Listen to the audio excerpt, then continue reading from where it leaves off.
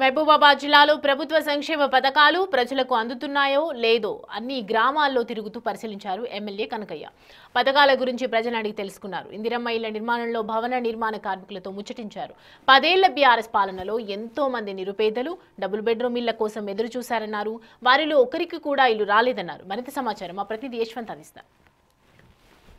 Yellandu MLA quorum Kanakaiah విస్తృతంగా పర్యటిస్తున్నారు. ప్రభుత్వం ప్రతిష్టాత్మకంగా అమలు చేస్తున్న ప్రభుత్వ సంక్షేమ పథకాలు క్షేత్రస్థాయిలో అమలవుతున్నాయా లేదా, అమలైతే ఏ విధంగా అమలవుతున్నాయని కూడా ఇల్లు తిరుగుతూ వాళ్ళతో మాట్లాడుతున్నారు. అసలు ప్రజలు ఎలాంటి స్పందన వస్తుంది, ప్రభుత్వ సంక్షేమ పథకాల నుంచి ఎమ్మెల్యేకి ఎలాంటి సమస్యలు తీసుకొస్తున్నారు, మనతో మాట్లాడిన ఎమ్మెల్యే కోరం కనకయ్య ఉన్నారు, తెలుసుకుందాం. సార్ నమస్కారం. ఎట్లా ఉంది సార్, మీరు విస్తృతంగా పర్యటిస్తున్నారు, ఇప్పటికే గార్ల బయారం మన జిల్లా పరిధిలో మీ నియోజకవర్గ పరిధిలో తిరుగుతున్నారు సార్, ముఖ్యంగా ఎలాంటి సమస్యలు ఉన్నాయి, ఎలాంటి సమస్యల పరిష్కారం కోసం కృషి చేస్తున్నారు? అందరికీ నమస్కారం. ఈరోజు మహబూబాబాద్ జిల్లా బయారం మండలం ఇల్లందు నియోజకవర్గంలో గ్రామాన ఇందిరమ్మ ఇల్లు ఏ స్టేజ్లో ఉన్నాయి, ఎలా ఉన్నాయి, కట్టుకున్న ఇల్లు మంచి కడుతున్నారా లేదని చెప్పి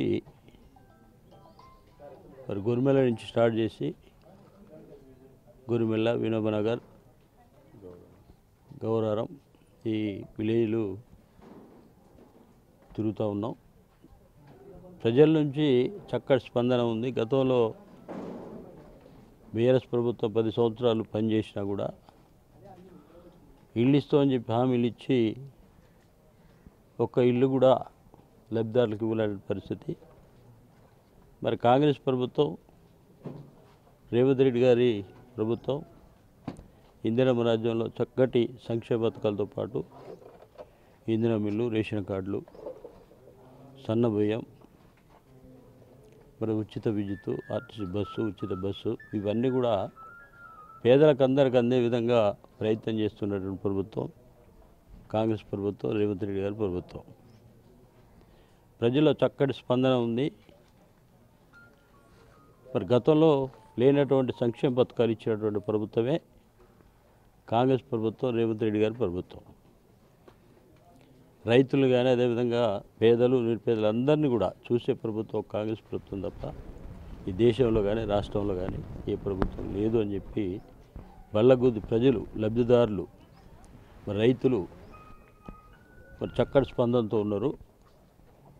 ఈ మధ్యకాలంలో చిన్న యూరియా మిస్టేక్, అంటే అది కేంద్రం ఇచ్చేది అనేది రైతులకు తెలియక వారు ఈ ప్రభుత్వం ఇస్తానని చెప్పి వారు కొంచెం మరి ఆందోళన చెందారు. దానికి మా కార్యకర్తలు, మా పిఎస్సి చైర్మన్, ఈ మండలానికి సంబంధించినట్టు వారందరూ కూడా ప్రజలకు వివరించి చిన్న గ్రామ సభల్లాగా పెట్టి ఈ ప్రభుత్వం ఇచ్చేది కాదు, అక్కడ బీజేపీ ప్రభుత్వం ఇస్తుంది, మోడీ ప్రభుత్వం, మన ప్రభుత్వాన్ని అబస్పాలు చేయాలంటే ఏదో ఒకటి చేయాలని చెప్పి టీఆర్ఎస్ మరియు బీజేపీ కలిసి ఆడే నాటకం ఇది అని చెప్పి మరి వాళ్ళు ప్రజలకు వివరించే విధంగా ప్రయత్నం చేస్తారు. చాలా సంతోషంగా ఉన్న రైతులైతే రేపు ఎన్నికలు వచ్చినా కూడా తెలంగాణ రాష్ట్రంతో పాటు ఇల్లందు నియోజకవర్గంలో పెద్ద మెజారిటీ తీసుకొని సర్పంచులు కానీ, ఎంపీపీలు కానీ, జెడ్పీసీలు కానీ గెలిచే అవకాశాలు ఎక్కువ ఉన్నాయని చెప్పి విజ్ఞప్తి చేస్తూ ప్రజలైతే చక్కటి స్పందనతో ఉన్నారు, ఎలాంటి ఇబ్బంది లేదు.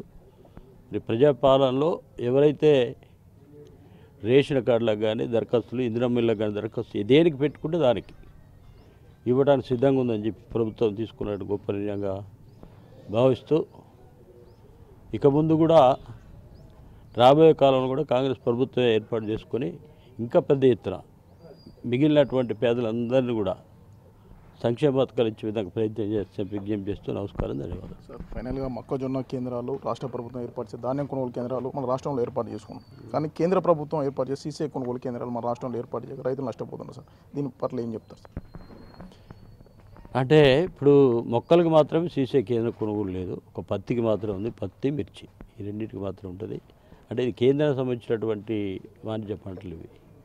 మక్క వచ్చేసి మన తెలంగాణ రాష్ట్రంలో తప్ప మిగతా ప్రాంతాల్లో తక్కువ ఉంటాయి.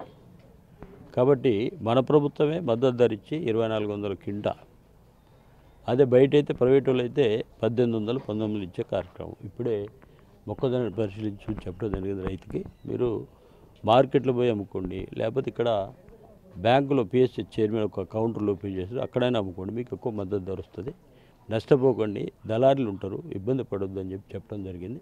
తప్పకుండా అదే పద్ధతిలో రైతులు మరి ఎక్కడైతే ప్రభుత్వ కౌంటర్లు ఏర్పాటు చేసిందో అక్కడే అమ్మే విధంగా ప్రయత్నం చేస్తూ ఉన్నాం.